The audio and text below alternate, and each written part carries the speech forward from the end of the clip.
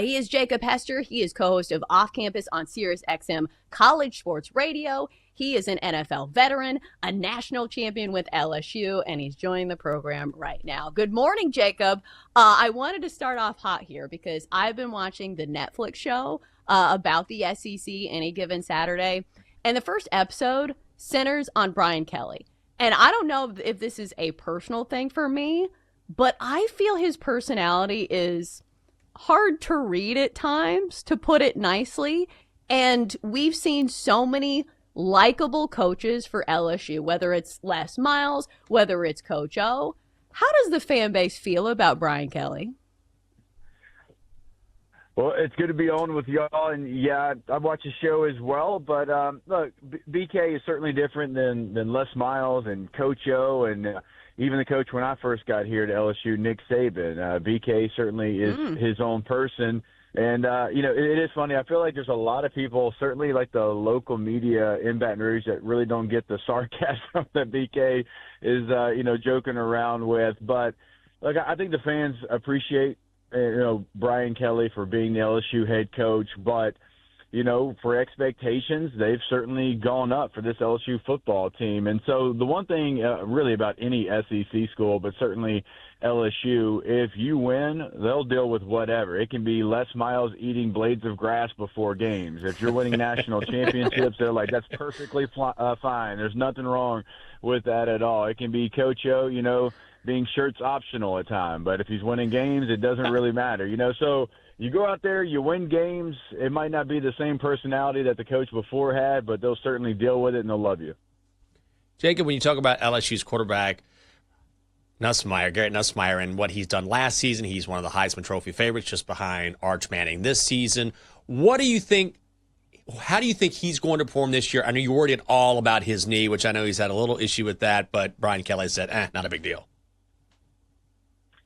Yeah, as far as the knee goes, it's not. It's, basically camp knees is what we used to call it because, you're going to step the wrong way at least once in camp. You're going to have some tendonitis, which is what he has. And so he's got a small brace on there. But I think when a lot of people feared the worst, luckily for LSU fans and for really college football fans, because I think Garrett Nussmeier is one of the best quarterbacks in the country, it is something very minor. And then as far as, what he's going to do this year on the field, it's hard to be as successful as he was year number one in the SEC. He throws for over 4,000 yards in his first season as a starting quarterback. That is the second most in a single season in LSU history, only behind the year Joe Burrow had in 2019. So the expectations are through the roof.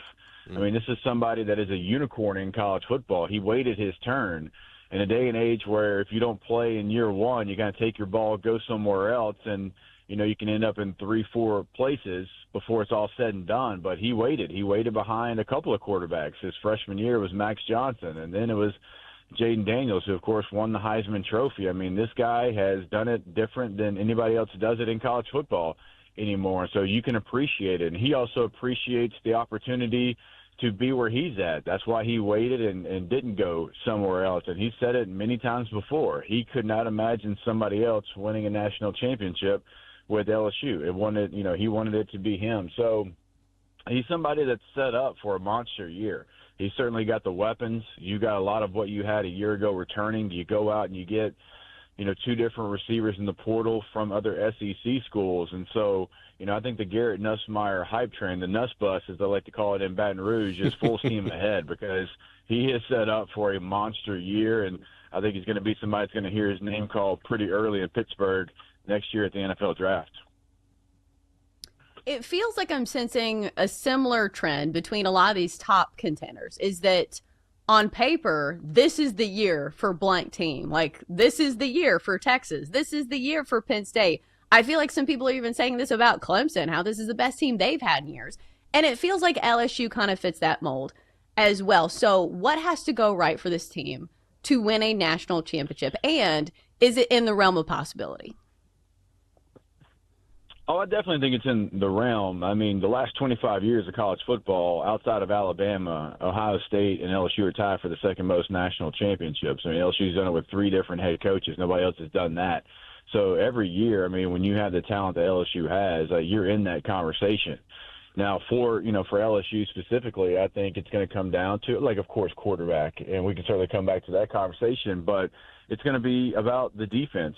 And, they brought in defense coordinator Blake Baker to take over from Matt House, and Matt House had one of the worst defenses in recent memory with one of the best offenses in recent memory. You had Jaden Daniels, Malik Neighbors, and Brian Thomas Jr. on the same offense, and you did not utilize that to your advantage because – if they didn't score every single time, LSU wasn't going to win the game, right? And so Blake comes in last year, certainly improves that defense, gets them to the middle of the pack, and now it's going to be, what can they do now as an encore? Like, can they go from, 60th in total defense to 30th in total defense? Because with LSU's offense, if they do that, then I think we're talking about something pretty special. So I think it's going to be really defensively because you feel like Garrett Nussmeier is going to be able to get it done through the air. Caden Durham's going to be able to get it done on the ground. And so I think that's what everybody's going to be paying attention to. And then, like, just the narrative across the country, I know you mentioned a couple of times there, kind of the biggest thing for me, like in the top 10, you look across, it's like you either have a very established quarterback that's a Heisman favorite